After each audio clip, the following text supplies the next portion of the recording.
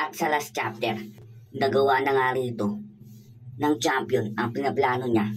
Si challenger na si Mashiba, tinamaan nga po rito ng isang headbutt. Si Mashiba, duguan nga agad rito si Mashiba na mukhang tagilid na nga rito ngayon. Si Mashiba, tuloy tayo, lumabas na nga po rito ang bagong chapter 1465 na mayroong pamagat na left eye.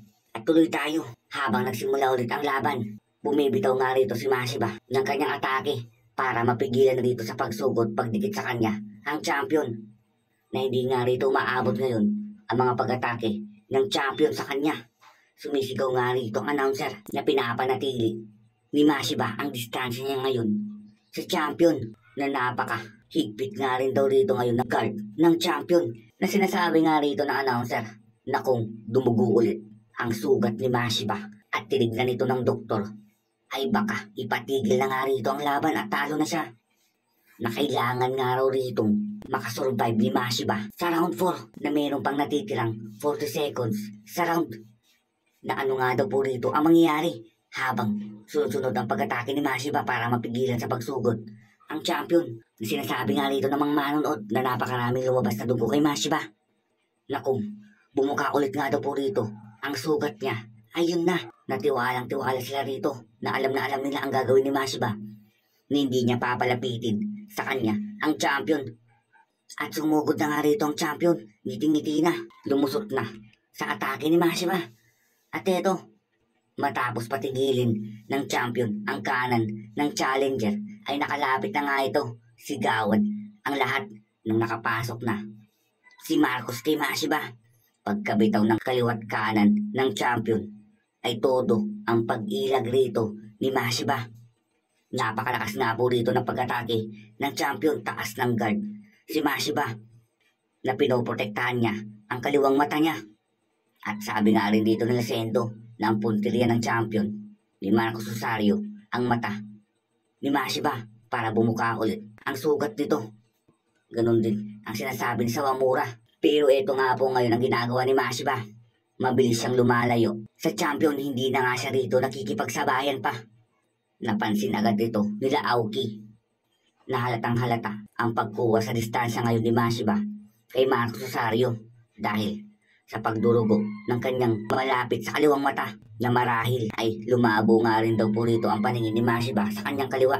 Pero ngayon nga lang daw po nila ito nakikita ngayon kay Mashiba na ginagawa niya ito ang pagtakas sa pag-atake sa kanya, na alam nga nila rito na si Mashiba ay nakikipagsabayan. Gustong-gusto niya binubugbog rito ang mga nakakalaban niya. Hindi siya tumatakbo. Nanalagay na nga rin daw rito si Mashiba sa ganitong sitwasyon, pero nananalo siya sa pakikipagsabayan rito sa kalaban niya, hindi nga daw po rito sa pagtakas, sabi nga rito ni Aoki. Pero ang banggit rito ni Takamura na hindi naman daw magkaparehas ang laban dati sa ngayon, dahil ang kalaban nga rito ngayon ni Mashiba ay ibang-iba, na kung magkamali nga lang daw po rito ng tansya si Mashiba ay yari na siya. Tagaktak agad ang dugo sa kunting pagkakamali niya lang, na yun nga rito ang inaasahan ni Marcos sa kanya, dahil ang kalaban nga po niya rito ay isang world champion, dahil ito ay isang world title fight. Sinasabi nga rito ng grupo nila Takamura. At ito, 25 seconds na lang ang natitira.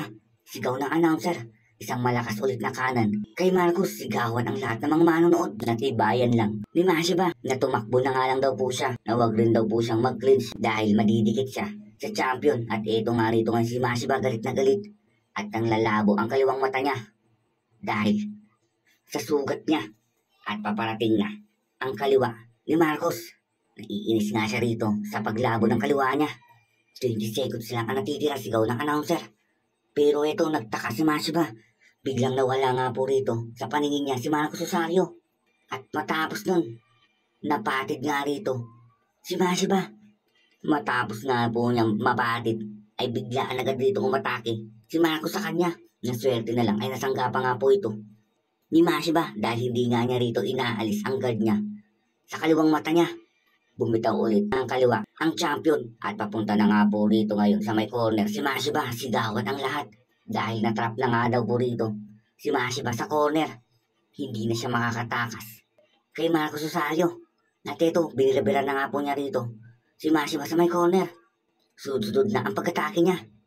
Na si Mashiba ay hindi nga niya rito binababa ang guard niya. 15 seconds na lang ang natitira. Talsikan ang maraming dugo kay Mashiba. Pilit nga po rito pinoprotektahan ni Mashiba ang kaliwang mata niya o ang sugat niya para hindi nga po rito bumuka at matalo siya.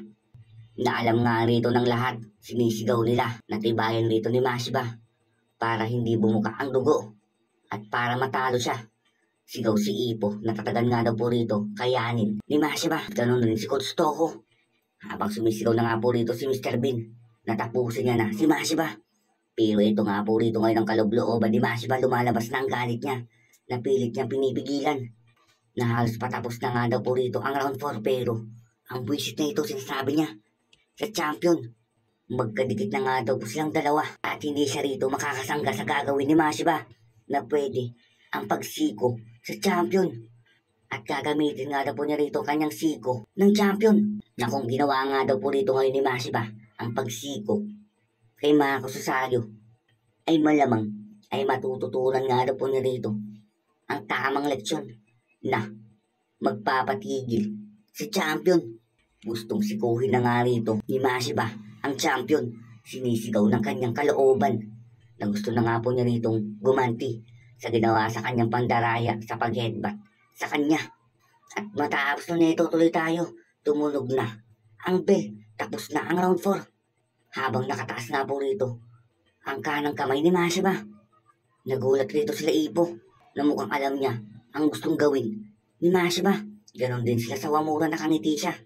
Tahimik ang lahat sa hinihintay na gagawin ni Mashiba. At eto, tumingin nga rito ang champion kay Mashiba na parang gusto nga po niya ritong sikuhin talaga siya ng challenger niya para ma-foul nga daw po ito na mukhang gusto nga talaga rito ni Marcos Rosario ang maduming laban. Pilit nga po ritong pinipigilan ni Mashiba ang sarili niya habang nakatingin sa kanya nang nakakainis ang champion.